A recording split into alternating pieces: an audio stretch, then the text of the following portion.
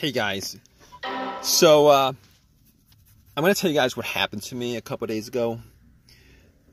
I'm actually glad it happened a couple days ago instead of the last couple days because of the whole situation with the snowstorm out here.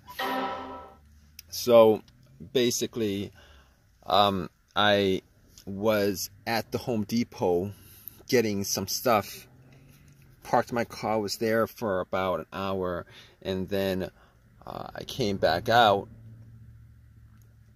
ready to go back and try to start my car, and guess what, guys, it cranked up okay. Everything worked. It cranked up okay, but it wouldn't turn over, and I must have tried it about 5 times cranking it up before I just settled on, on there being something wrong with the car. Kind of knew there was something wrong with the car, considering it was cranking and wouldn't turn over. But had to try it a couple of times, more than a couple of times, just to. Well, I was hoping that it wasn't anything that I couldn't fix by just maybe trying it a couple of times and then doing the whole shifting from park to other gears and then trying to start it up, and then pressing the accelerator a couple of times, seeing if that helped, and 5-6 times, and after that I kind of gave up on it because it wouldn't turn over. It would crank. It would you guys know what that is. It makes that noise when it cranks up just fine. It just wouldn't turn over.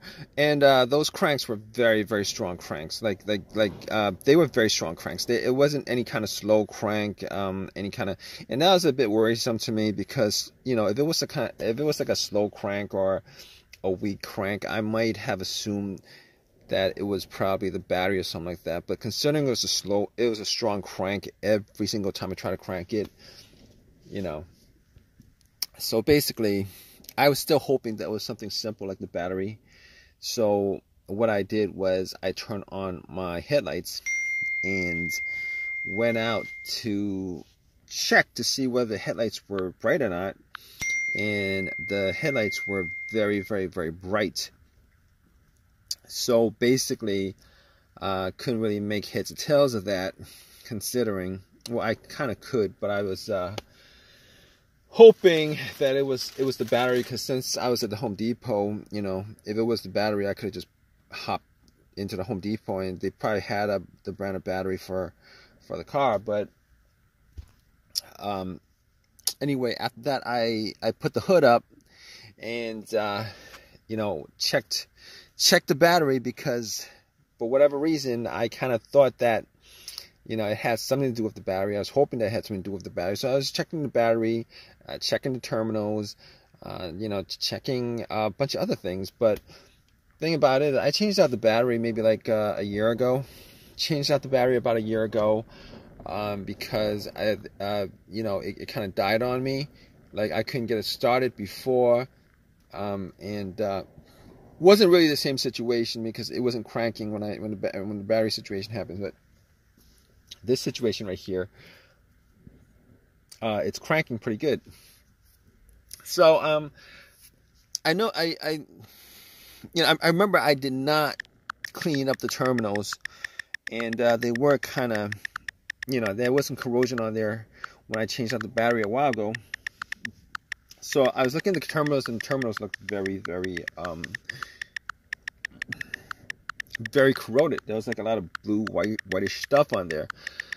So I took out the Coke that I got, that I drank half of from the Home Depot, that I bought from the Home Depot, and I pretty much poured the rest of it onto the terminals, and it fizzed up, oxidated, started oxidizing the corrosion.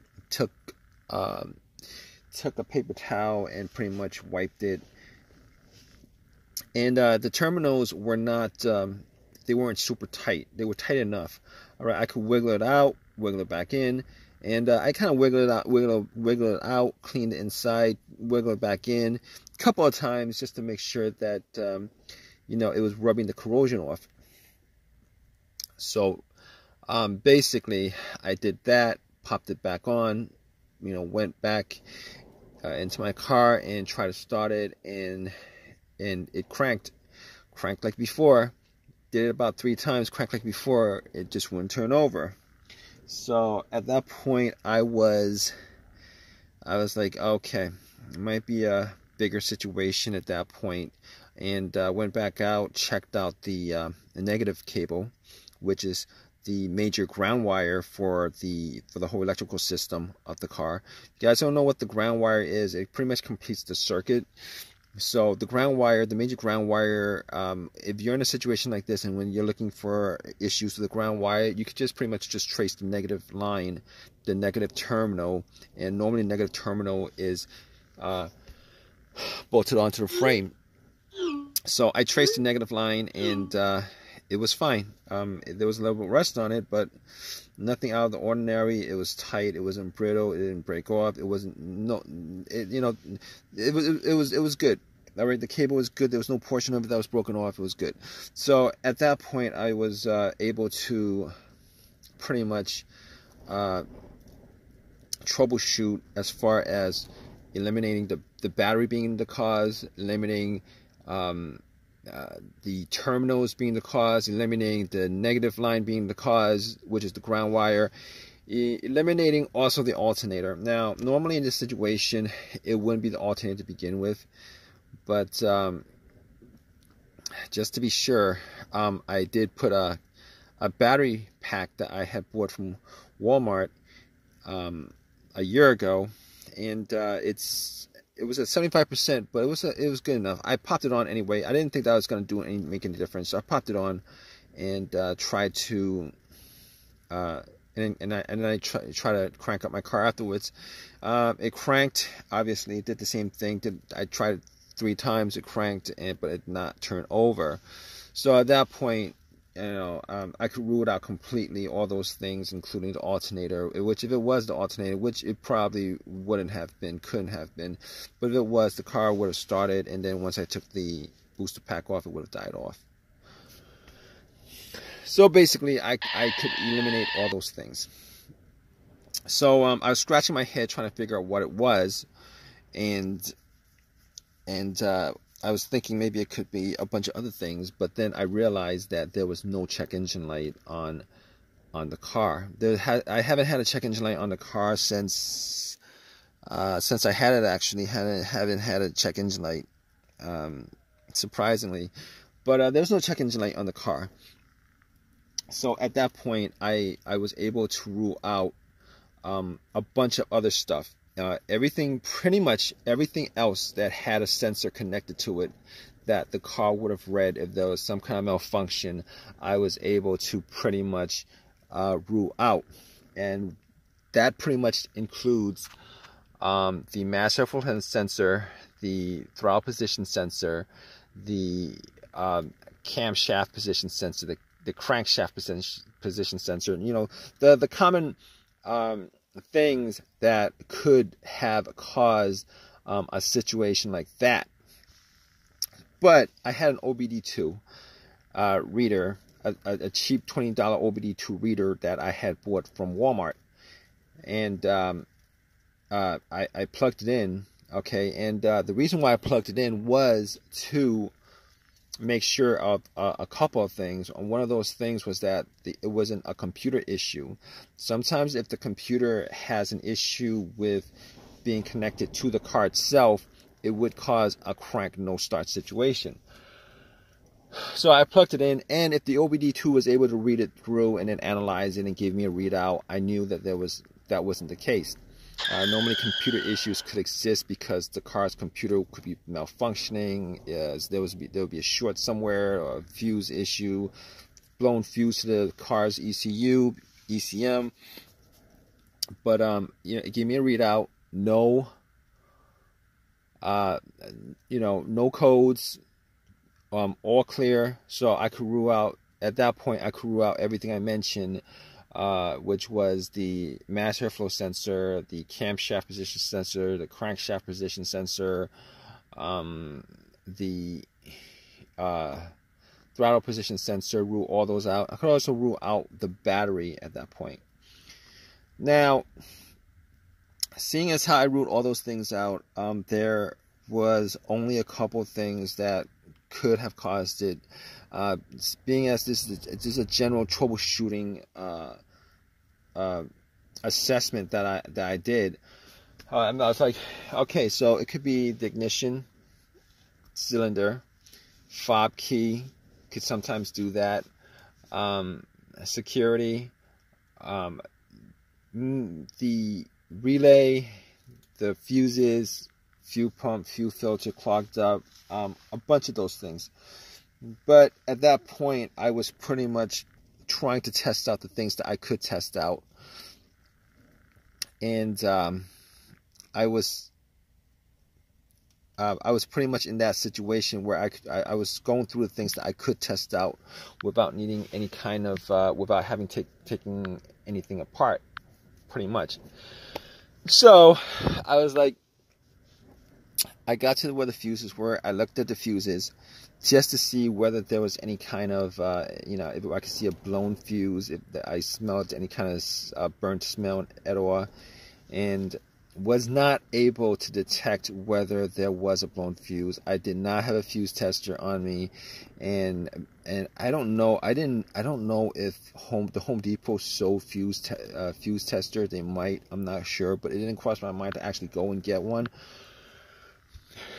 I didn't think it was a fuse to begin with, but I couldn't have been 100% sure of that. At that point, I was left with a couple of scenarios. One of those scenarios was either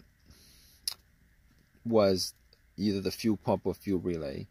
Now, I was before I did the check out the fuses, I was sitting in my car and I was thinking to myself, okay, this is the situation you're in. And thinking to myself, I could test out the fuel. I could tell whether the fuel pump, normally you could hear the fuel pump prime. All right, if you have the ignition on the on position, normally what happens is it sends electrical charge to the fuel pump motor. The fuel pump motor does its work and it sends out, pressurizes the system. You can actually hear it. Now, seeing as how there was only me in the car, I wasn't able to test it out efficiently, which is like when you have another person right next to where the fuel cap is, you would take the fuel cap off and then listen while the person in the car turn the car to the on position, and normally, you would be able to hear a slight whizzing sound, a motorized sound, something like that. But seeing as how I did not have another person there with me, I sat in my car and I turned it to the on position without cranking it, because if you crank it, what happens is you're going to miss the slight sound of the fuel pump priming. So seeing as how there was only me, I sat in the car, turned off everything, had the windows up, and then pretty much just try to turn it to the on position about 3 times, and then turn it off, turn it to the on position, turn it off, turn it on, turn it off, just to see whether I could hear some kind of whizzing sound, some kind of motorized sound. And unfortunately, I wasn't able to detect that. So so from there, I actually went to test the fuses, and I couldn't tell whether it was 100% the fuses or not. But when I got to the relay, I was thinking, well, maybe it's the fuel pump relay. So what I did was I actually could not tell whether the relay had issues or not. So, but there was another relay on the board that I could swap out. So what I did was I swapped it out and got back in my car and tried to start it. And guess what, guys? it just turned over immediately. So at that point, I knew 100% that it was the fuel pump relay that was causing that issue. And basically, I drove to AutoZone, bought the relay, you know, and pretty much just did a little switching around, and haven't had any issues with it since. I didn't have any issues with it yesterday.